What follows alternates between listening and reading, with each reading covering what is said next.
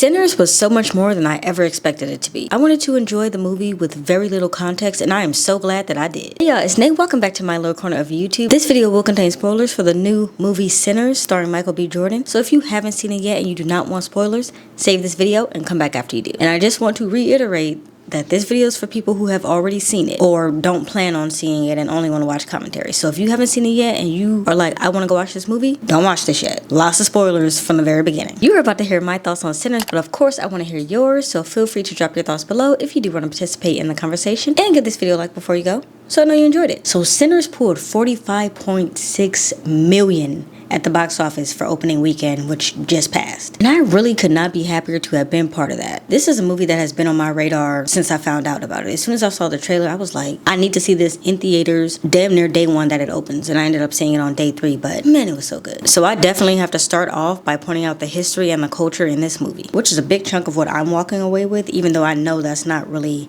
the main takeaway here. Or maybe it is. I am from Los Angeles, but both sides of my family's roots are in Louisiana, specifically New Orleans Creole. Now, I don't, and to my knowledge, no one in my family practices voodoo, but I do know that it's a huge part of the culture in New Orleans. And so, honestly, I love seeing that in this movie, and I know that probably sounds a little weird to people who might not get it, but it really is embedded in the culture. If you go down to the French Quarters in New Orleans, or pretty much anywhere in New Orleans, you'll see little figurines of voodoo. It really is embedded in the culture. And so to me, when I see that, I see history. And Annie was from Louisiana, so that totally tracks. That makes sense. Even though this movie is based in Mississippi, it still has those Louisiana roots. I really appreciated how the harmonica player told the story of his friend trying to get on the train, but then he ended up getting lynched by the Klan and never really made it out of the station. I think that story is important because it tells his story. Everybody calls him a drunk, but nobody's really trying to figure out why it is that he's drinking. And he's drinking because he has demons that he's fighting. You can see him get to the end of that story and he's holding back tears and he just starts singing, and how he's using music and alcohol as his outlet to cope. And it really did make me think about my own ancestors, because like I said, roots in New Orleans, so I can without a doubt say that there are slaves in my ancestry. It really makes me think about that grief and the heaviness of that grief, and probably how a lot of my ancestors carried around grief similar to that. You know, having friends who get lynched, or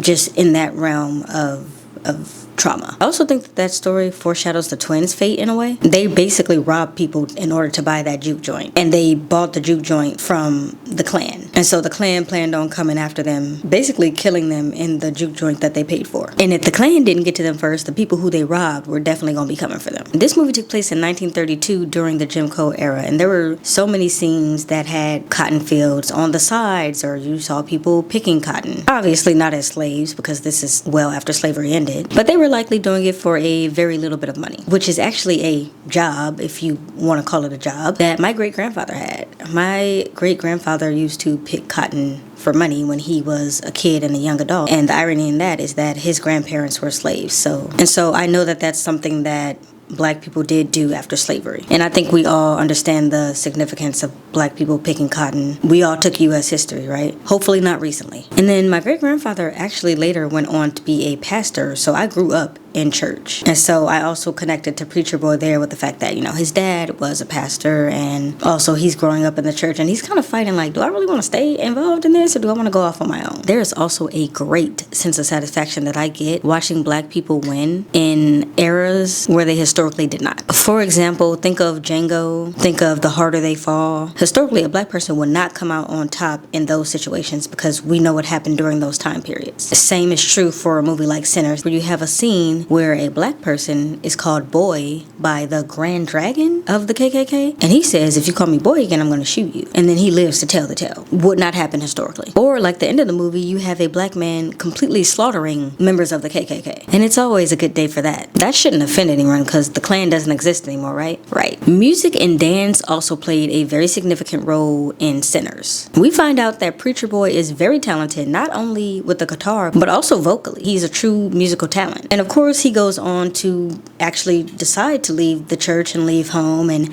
have this thriving music career, and he even opens up his own kind of juke joint. And he's still playing, even towards the end of his life. I think that one of the best scenes in this movie was Preacher Boy finally going up when he was at the juke joint, and he's starting to play the song that he wrote for his dad. And then we get this voiceover history of how music has the power to bring different sounds together from the past, from the present, from the future. The gift of making music so true.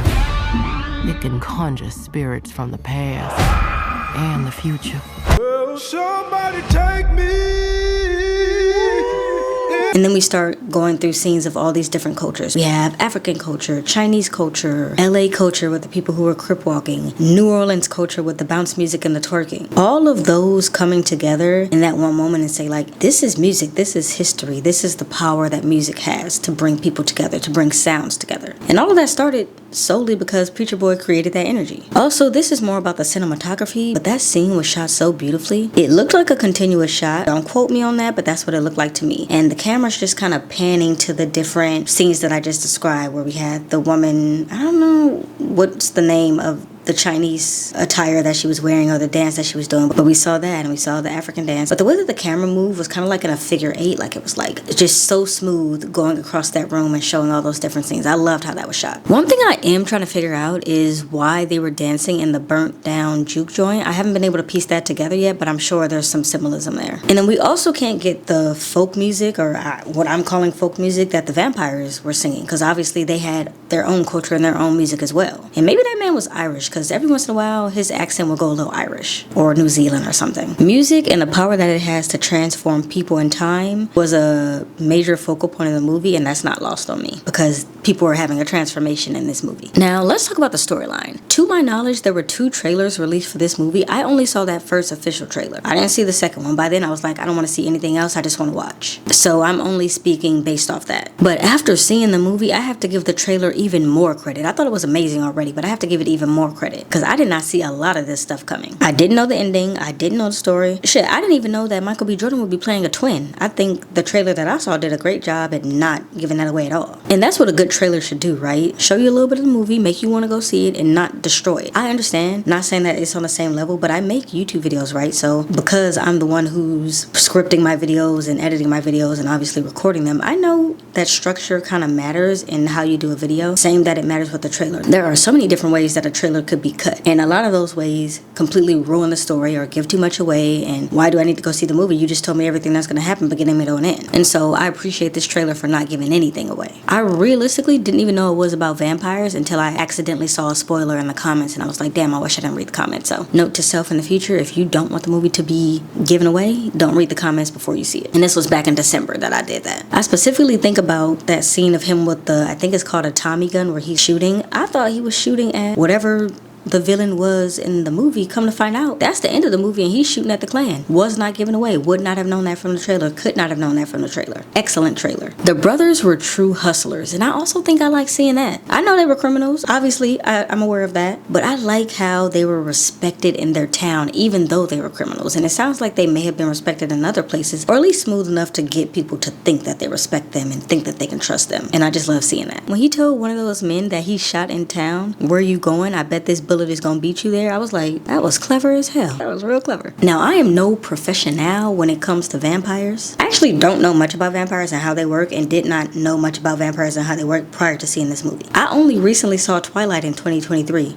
Yes, for the very first time. So cut me a little slack here on my understanding of the vampiric universe. They have to be invited in. Didn't know about that. And I really love the scene where the store owner's husband had already been turned, obviously because we knew that he went out to the car. And he was like, "Come on, honey, let's get in the car." And there's literally someone being eaten next to him. And he's like, "Oh, he's just a little hungry." Super nonchalant. He's like, "Just come out to the car. We're going to go back home." And then he's like, "Or, side thought, you just let me in." To me, that was a great depiction of just how their sole purpose is to get you to let them in. And once they do that, that's all they need. I really like how that scene played out. And also, while we're on the subject, his wife wasn't shit. Because how you gonna tell all the vampires, "Come on in," and I'm standing right next to you trying to keep them out? You ain't gonna ask me before you tell them they can come in? And then she had the nerve to be set on fire within 2 seconds of them coming in. Girl, you're not even here to help fight. So in addition to that, garlic seems to hurt them but not kill them. And I think it was very smart how they made everybody eat a clove of garlic to prove that they hadn't been bitten. I'm gonna write that one down for the apocalypse. Actually, I've never seen an apocalypse movie where the apocalypse is vampires. It's always zombies. Somebody write that movie. I want to see a vampiric apocalypse. I'm here for that one. And then a wooden stake through the heart and silver can kill them. But other than that, they are basically immortal. I like the concept. I also love the fact that the vampires had this hive mind going. Now, it did mostly seem connected to that main guy, the main vampire, the head vampire, because when he felt pain when he got hit in the head, they all felt it. But it didn't seem like they all felt pain when another,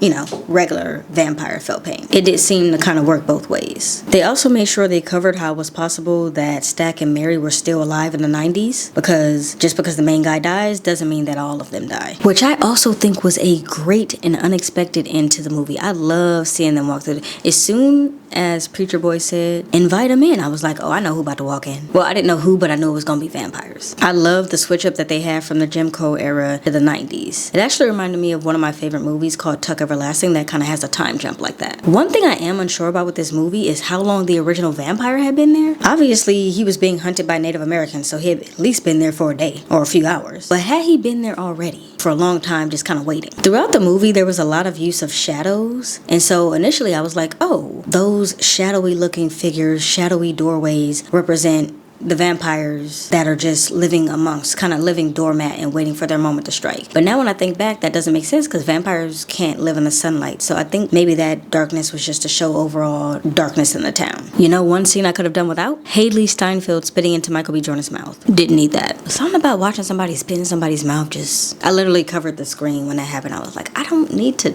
Can we not do that? All in all, I really love this movie. I'm gonna be seeing it again, and I can't wait to see it again when it comes to streaming. During the previews before the movie started, they showed the trailer for the new Jordan Peele movie, Him, and I'm absolutely gonna be seeing that probably opening day because I'm a Jordan Peele stan. I'm just telling you now, it doesn't come out till September, but I'm just telling you now, be prepared for me to cover that as well. Until then, let me know your thoughts on Sinners. Did you like the story? Was it what you expected? Did you think it was too long? Because I have a feeling a lot of people are gonna say it was too long. You know, an hour of it was just backstory and kind of story on the twins. So I have a feeling some people are going to be like, why do we need all that? I think we needed every single second of the movie for it to all come together cohesively, and I loved it, but I want to know what you think. And until then, I will see you in the next one. Bye! You got zoomies? All right, we're good. 40, what was it, 45? Sir, can I help you? Girl, I'm already up. What you got zoomies for this early, sir? This nigga is going wild in here. You got zoomies right now? Like right now you choose? Oh my God, he's losing it. My rabbit has the zoomies right now. Very exciting. I'm gonna give you new hay after this. You're getting new hay. I'm gonna give you a snack. You're gonna have even more zoomies. Boy, you having a ball over there. Love that for you. You are about to hear my thoughts on, I was about to say on spoilers.